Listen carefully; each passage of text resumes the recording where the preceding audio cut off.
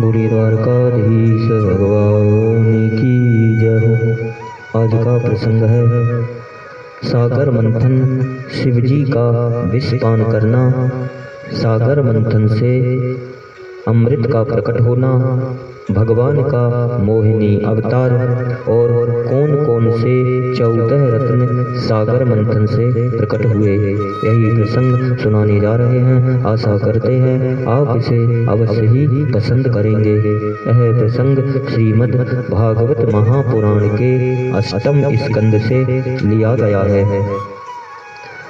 श्री सुखदेव जी कहते हैं कि हे राजन, देवता और असुरों ने नागराज वासुकी को यह वचन देकर कि समुद्र मंथन से प्राप्त होने वाले अमृत में तुम्हारा भी हिस्सा होगा, और उन्हें भी सम्मिलित कर लिया।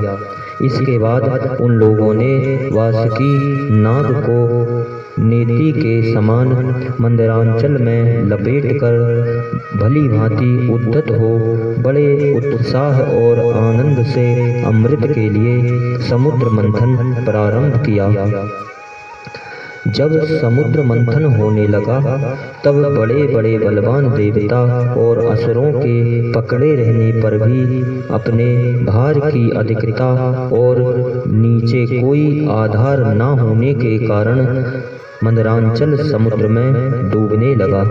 तब प्रभु ने उसके निवारण का उपाय सोचकर अत्यंत विशाल एवं विचित्र कच्छप का रूप धारण किया और समुद्र के जल में प्रवेश करके मंदरांचल को ऊपर उठा दिया। भगवान की शक्ति अनंत है, वे सत्य संकल्प हैं, उनके लिए यह कौन सी बड़ी बात थी। देवता और असुरों ने देखा कि मंदरांचल तो ऊपर उठाया है, तब वे फिर से समुद्र मंथन के लिए उठ खड़े हुए और सागर मंथन से सर्वप्रथम कालकूट विष निकला। विष को कौन पिए? देवताओं ने भगवान शिवजी की स्तुति की। भगवान शंकर बड़े कृपालु हैं, उन्हीं की शक्ति से समस्त प्राणी जीवित रहते हैं। उन्होंने उस तीक्ष्ण हलाहल विष को अपनी हथेली पर उठाया और भक्षण कर गए। वह विष जल का पाप मल था, उसने शंकर जी पर भी अपना प्रभाव प्रकट किया। उससे उनका कंठ नीला पड़ गया, परंतु वह तो प्रजा का कल्याण करने वाले भगवान शंकर जी के लिए भूषण रूप हो गया। परोपकारी सज्जन प्राय प्रजा का दुख टालने के लिए स्वयं दुख झेला ही करते हैं, परंतु यह दुख नहीं है, यह तो सबके हृदय में विराजमान भगवान की परम आराधना है। देवादिदेव भगवान शंकर जी सबकी मनोकामना पूर्ण करने वाले हैं। जिस समय भगवान शिवजी ने विष का पान किया था, उस समय उनके हाथ से थोड़ा सा विष टपक गया। उसे बिच्छू, सांप तथा अन्य विषैले जीवों ने एवं विषैली औषधियों ने ग्रहण कर लिया था। जिस विष को कोई भी ना पी सका, उसे भगवान सदा शिवजी ने जन कल्याण के लिए पी गए। श्री सुखदेव जी कहते हैं, इस प्रकार जब भगवान शिवजी ने विष पी लिया, तब देवता और असुरों को बड़ी प्रसन्नता हुई। वे फिर नए उत्साह से समुद्र मंथन करने लगे। तब समुद्र से कामधेनु गाय प्रकट हुई। वह अग्निहोत्र की सामग्री उत्पन्न करने वाली थी, इसलिए ब्रह्मलोक तक पहुंचाने वाले यज्ञ के लिए उपयोगी पवित्र घी, दूध आदि प्राप्त करने के लिए ब्रह्मवादी ऋषियों ने उसे ग्रहण किया। इसके बाद उच्चैश्रवा नाम का घोड़ा निकला। वह चंद्रमा के समान श्वेत वर्ण का था। बलि ने उसे लेने की इच्छा प्रकट की। इंद्र ने उसे नहीं चाहा, क्योंकि भगवान ने उन्हें पहले ही समझा रखा था। तदंतर ऐरावत नाम का श्रेष्ठ हाथी निकला। उसके बड़े बड़े 4 दांत थे, जो उज्ज्वल वर्ण कैलाश की शोभा को भी मात करते थे। तत्पश्चात कौस्तुभ नामक पद्मराग मणि समुद्र से निकली। उस मणि को अपने हृदय पर धारण करने के लिए अजित भगवान ने लेना चाहा। इसके बाद स्वर्ग लोक की शोभा बढ़ाने वाला कल्प वृक्ष निकला। वह याचकों की इच्छाएं उनकी इच्छित वस्तु देकर वैसे ही पूर्ण करता रहता है, जैसे पृथ्वी पर तुम सबकी इच्छाएं पूर्ण करते हो। तत्पश्चात अप्सराएं प्रकट हुई। वे सुंदर वस्त्रों से सुसज्जित एवं गले में स्वर्णहार पहने हुए थी। वे अपने मनोहर चाल से और विलास भरी चितवन से देवताओं को सुख पहुंचाने वाली, इसके बाद शोभा की मूर्ति स्वयं भगवती लक्ष्मी देवी प्रकट हुई। अप्सरा के बाद लक्ष्मी जी प्रकट हुई। वे भगवान की नित्य शक्ति हैं। उनकी बिजली के समान चमकीली छटा से दिशाएं जगमगा उठी। देवता असुर मनुष्य सभी ने चाहा कि ये हमें मिल जाए।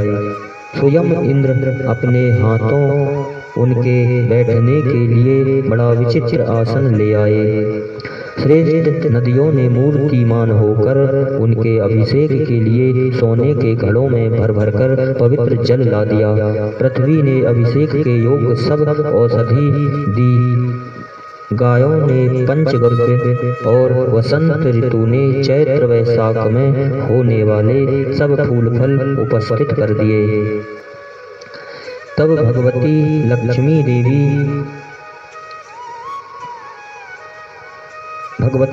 देवी हाथ में कमल लेकर सिंहासन पर विराजमान हो गई। दिग्गजों ने जल से भरे कलश से उनको स्नान कराया। उस समय ब्राह्मणगण वेद मंत्रों का पाठ कर रहे थे। समुद्र ने पीले रेशमी वस्त्र उनको पहनने के लिए दिए। वरुण ने ऐसी वैजंती माला समर्पित की जिसकी मधुमेह सुगंध से भौरे मतवाले हो रहे थे। प्रजापति विश्वकर्मा जी ने भांति भांति के गहने, सरस्वती ने मोतियों का हार, ब्रह्मा जी ने कमल और नागों ने 2 कुंडल समर्पित किए। अपने हाथों में कमल की माला लेकर उसे सर्वगुण संपन्न पुरुष के गले में डालने को लक्ष्मी जी चली। माला के आसपास उसकी सुगंध से मतवाले हुए भौरे गुंजार कर रहे थे। उस समय लक्ष्मी जी के मुख की शोभा अवर्णनीय हो रही थी। सुंदर हाथों में मान लिए वे चाहती थी कि मुझे कोई निर्दोष और समस्त उत्तम गुणों से नित्ययुक्त अविनाशी पुरुष मिले तो मैं उसे अपना आश्रय बनाऊं, वर्ण करूं। परंतु गंधर्व, यक्ष, असुर, सिद्ध, चरण, चारण, देवता आदि में कोई भी वैसा पुरुष उन्हें नहीं मिला। वास्तव में लक्ष्मी जी एकमात्र आश्रय भगवान ही है। लक्ष्मी जी के एकमात्र आश्रय भगवान ही हैं। इसी से उन्होंने उन्हीं को वरण किया। लक्ष्मी जी ने भगवान के गले में वह नवीन कमलों की सुंदर माला पहना दी। इधर जब लक्ष्मी जी ने दैत्य और दानवों की उपेक्षा कर दी, तब वे लोग निर्बल, उद्योग रहित, निर्लज्ज और लोभी हो गए। इसके बाद समुद्र मंथन करने पर कमल नैनी कन्या के रूप में वारुणी देवी प्रकट हुई। भगवान की अनुमति से दैत्य ने उसे ले लिया। देवता और असुरों ने अमृत की इच्छा से जब और भी समुद्र मंथन किया, तब उसमें से एक अत्यंत अलौकिक पुरुष प्रकट हुआ। उसकी भुजाएं लंबी एवं मोटी थी, उसका गला शंख के समान उतार चढ़ाव वाला था और आंखों में लालिमा थी। शरीर का रंग बड़ा सुंदर सांवला सांवला था। गले में माला, अंग अंग सब प्रकार के आभूषण से सुसज्जित, शरीर पर पीतांबर, कानों में चमकीले मणियों के कुंडल, चौड़ी छाती, तरुण अवस्था, सिंह के समान पराक्रम, अनुपम सौंदर्य, चिकने और घुंघराले बाल लहराते हुए उस पुरुष की छवि बड़ी अनोखी थी। उसके हाथ में कंगन और अमृत से भरा हुआ कलश था। वह साक्षात विष्णु भगवान के अंश अवतार थे। वे ही आयुर्वेद के प्रवर्तक और यज्ञ भोक्ता धन्वंतरी के नाम से सुप्रसिद्ध हुए। जब दैत्यों की दृष्टि उन पर तथा उनके हाथ में अमृत से भरे हुए कलश पर पड़ी, तब उन्होंने शीघ्रता से बालक उस अमृत के कलश को छीन लिया। वे तो पहले से ही इस ताक में थे कि किस तरह समुद्र मंथन से निकली हुई सभी वस्तुएं हमें ही मिल जाए। जब असुर उस अमृत से भरे कलश को छीन ले गए, तब देवताओं का मन विषाद से भर गया। अब वे भगवान की शरण में आए। उनकी दीन दशा देखकर भगवान ने कहा कि देवताओं, तुम लोग खेद मत करो। श्री सुखदेव जी कहते हैं कि राजन, असुर आपस के सद्भाव और प्रेम को छोड़कर एक दूसरे की निंदा कर रहे थे और डाकू की तरह एक दूसरे के हाथ से अमृत का कलश छीन रहे थे। इसी बीच में उन्होंने देखा कि एक बड़ी सुंदर स्त्री उनकी ओर चली आ रही है। वे सोचने लगे, कैसा अनुपम सौंदर्य है, शरीर से इतनी अद्भुत छटा छिटक रही है। तनिक इसकी नई उम्र तो देखो। बस अब वे आपस की डांट डपट को भूलकर उसके पास दौड़ गए। उन लोगों ने काम मोहित होकर उससे पूछा कि हे कमलनयनी, तुम कौन हो, कहाँ से आ रही हो, क्या करना चाहती हो? हे सुंदरी, तुम किसकी कन्या हो? तुम्हें देखकर हमारे मन में खलबली मच गई है। हम समझते हैं कि अब तक देवता, दैत्य, सिद्ध, गंधर्व और लोकपालों ने भी तुम्हें स्पर्श तक ना किया होगा, फिर मनुष्य तो तुम्हें कैसे छू पाते? हे सुंदरी, अवश्य ही विधाता ने दया करके शरीरधारियों की संपूर्ण इंद्रियों एवं मन को तृप्त करने के लिए तुम्हें यहाँ भेजा है। वैसे हम लोग एक ही जाति के हैं, फिर भी हम सब एक ही वस्तु चाह रहे हैं, इसलिए हमें दाह और वैर की गांठ पड़ गई। हे सुंदरी, तुम हमारा झगड़ा मिटा दो। हम सभी कश्यप जी के पुत्र होने के नाते सगे भाई हैं। हम लोगों ने अमृत के लिए बड़ा पुरुषार्थ किया है। तुम न्याय के अनुसार निष्पक्ष भाव से इसे बांट दो, जिससे फिर हम लोगों में किसी प्रकार का झगड़ा ना हो। उन लोगों ने रहस्यपूर्ण भाव से हंसकर अमृत का कलश मोहिनी के हाथ में दे दिया। भगवान ने अमृत का कलश अपने हाथ में लेकर तनिक मुस्कुराते हुए मीठी वाणी से कहा, मैं उचित या अनुचित जो कुछ भी करूं, वह सब यदि तुम लोगों को स्वीकार हो तो मैं यह अमृत बांट सकती हूँ। बड़े बड़े दैत्यों ने मोहिनी की यह मीठी बात सुनकर उसकी बारीकी नहीं समझी, इसलिए सबने एक स्वर से कह दिया कि स्वीकार है। इसका कारण यह था कि उन्हें मोहिनी के वास्तविक रूप का पता नहीं था। जब देवता और दैत्य दोनों ही धूप से सुगंधित मालाओं और दीपकों से सजे सजाए भव्य भवन में पूर्व की ओर मुंह करके बैठ गए, तब हाथ में अमृत का कलश लेकर मोहिनी सभा मंडप में आई। भगवान ने मोहिनी रूप में यह विचार किया कि असुर तो जन्म से ही क्रूर स्वभाव वाले हैं, इनको अमृत पिलाना सर्पों को दूध पिलाने के समान बड़ा अन्याय होगा, इसलिए उन्होंने असुरों को अमृत में भाग नहीं दिया।